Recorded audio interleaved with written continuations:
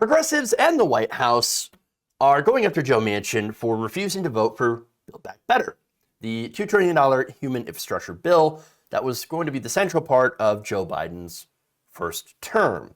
So now there's a lot of different responses here. Let's go to the White House first. Now, in a statement, White House Press Secretary Jen Psaki essentially called Joe Manchin a liar.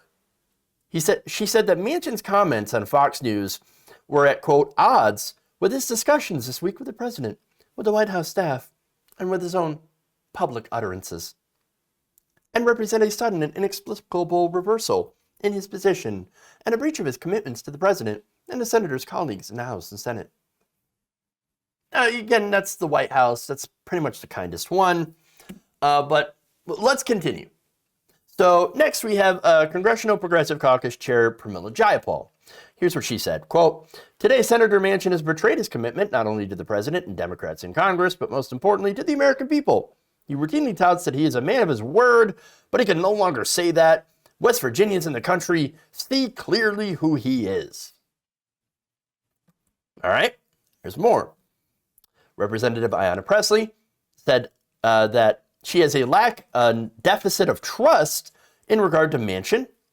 Representative Barbara Lee of California had her own statement, and they're going to get progressively stronger, saying, this is exactly why my progressive colleagues and I fought so hard to keep the Build Back Better and bipartisan infrastructure bills together, because we knew that Senator Manchin may choose to side with Republicans and corporate lobbyists over American families.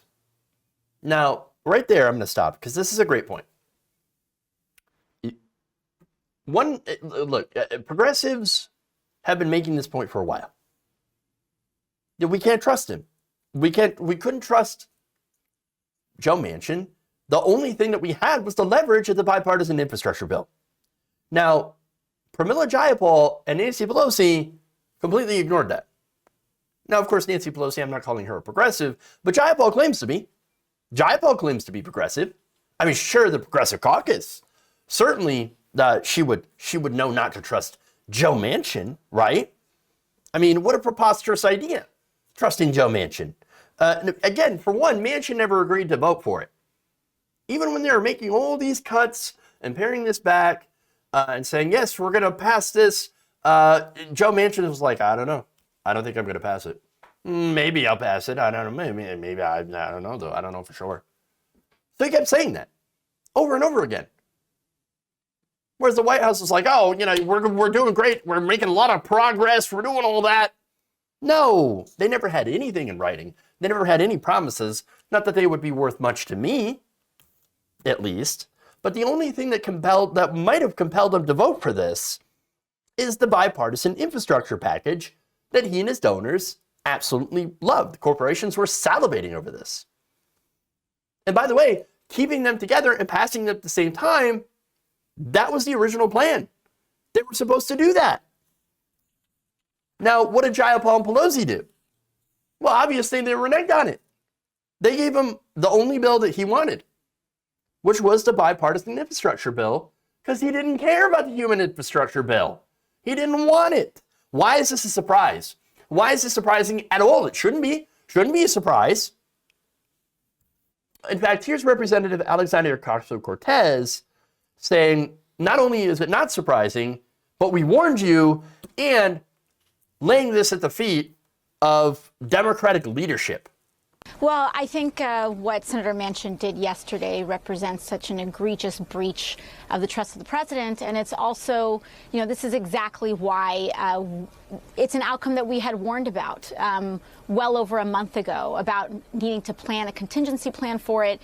It's why we insisted on having the bipartisan infrastructure plan coupled and passed together with the Build Back Better Act. But I think right now we are at a juncture where it's not really about, I think, being angry. I mean, of course, we have every right to be furious with Joe Manchin, but it's really up to leadership in the Democratic Party who, made the decision to get us to this juncture and how we're going to move forward. And I think right now that Democratic leadership has a very large number of tools at their disposal, the president particularly, and it's really about time that, we take the kid gloves off and we start using them to govern for working families in this country.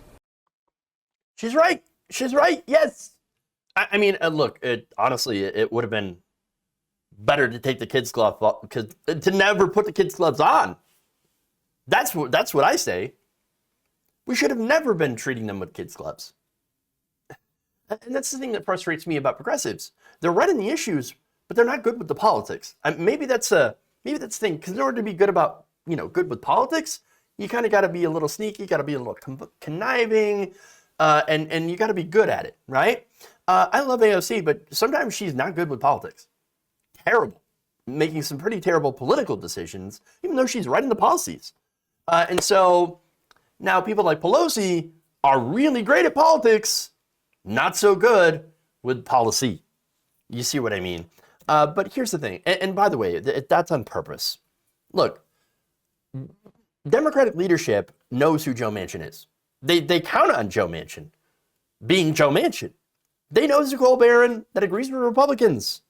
They have access to the same information that we do. And they count on it. They count on it.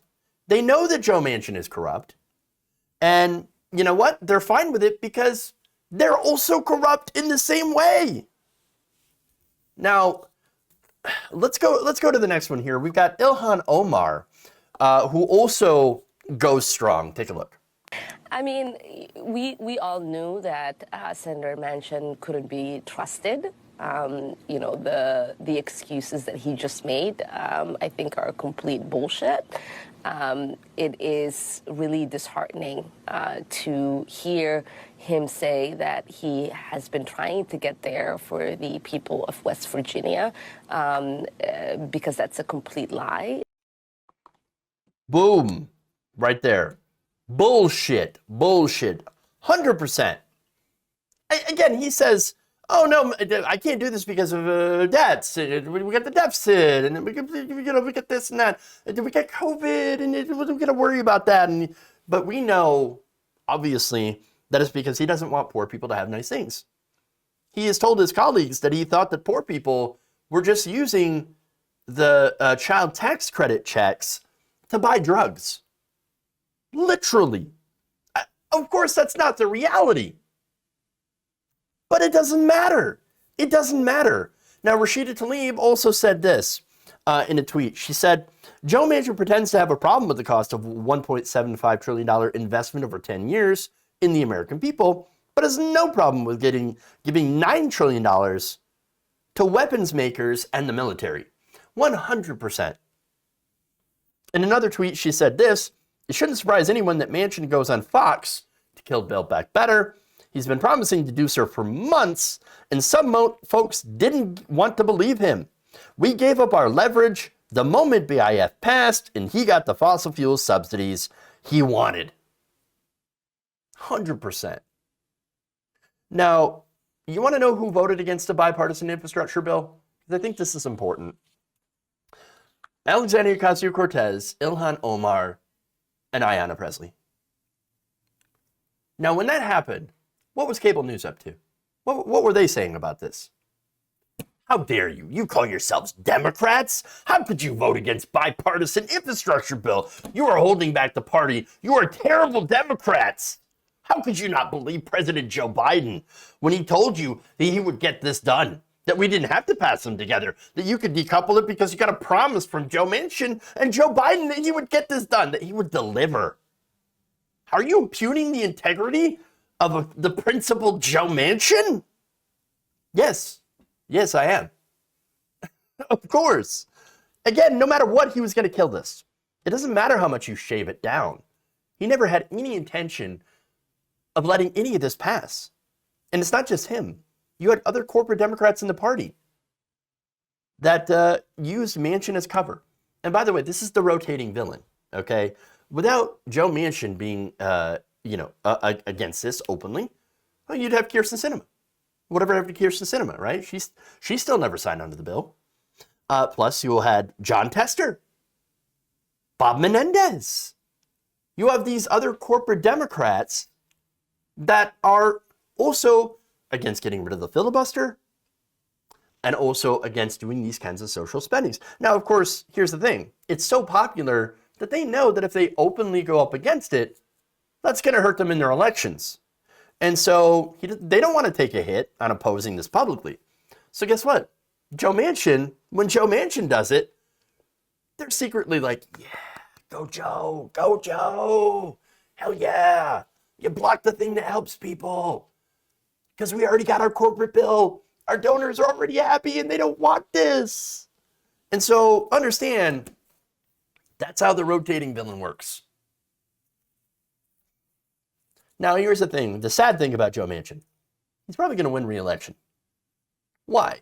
It's because the infrastructure of the party, the Democratic Party, the D-N.Y, supports him anyway. They know the role that Joe Manchin plays. Joe Manchin plays the heel. It's like wrestling. It's all an act. So he plays the heel. He's the bad guy. Everybody gets mad at him.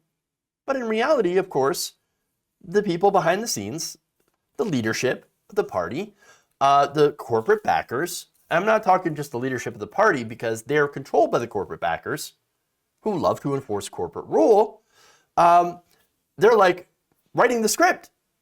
Hey, Joe Manchin, you're going to play the bad guy because not only are you the bad guy because they're all bad guys, but you have personal investments in coal and that in fossil fuels. Well, this gets rid of some fossil fuels or invests more in new renewable energy. You don't like that personally. So why don't you be the fall guy this time? Don't worry, we'll still protect you in 2022 when you're up for re-election because there's not going to be any progressive that's going to challenge you. It's not going to provide a real challenge to you. So we'll protect you and we'll pretend that we need you. Because we have to have you to vote for Democratic priorities. When it's very, very clear that he's not going to vote for Democratic priorities. I think it's obvious. I think that most people are seeing beyond this little game that they're playing with our lives. Ever since the pandemic, people have been able to pay more attention to what's really going on behind the scenes. And I think that's why they're so desperate to get us back to work. So that we can't pay attention. So it sucks. And by the way, it's not the only game that they play. They also talk about the Senate parliamentarian, the unelected Senate parliamentarian who decides, and by the way, it doesn't have any actual power. But they can say, the Senate parliamentarian said no, so I guess we can't do it. Yeah, you can fire the Senate parliamentarian and put a different one in. Problem solved. Or the filibuster, which again, the filibuster, understand that these are put into place to protect Republicans and to protect corporate rule. As for so-called progressives like Pramila Jayapal, who are supposed to be better, no, you're not any better. You gave away the only leverage you had. I don't care that you feel betrayed by Joe Manchin. You betrayed the American people when you gave away your leverage and gave Manchin everything you wanted. Everything he wanted, I should say. Look, what they say about appeasement never works. Not in politics. You know what does work? Strength and integrity. Pramila Jayapal, through this entire negotiation, has proved that she has neither. And so she should not be the leader of progressives. If you enjoyed this video, please give us a like and share with your friends. You can subscribe and help out the channel by becoming a patron. It's patreon.com/Jeff Waldorf, or you can become a channel member as well by hitting the join button below.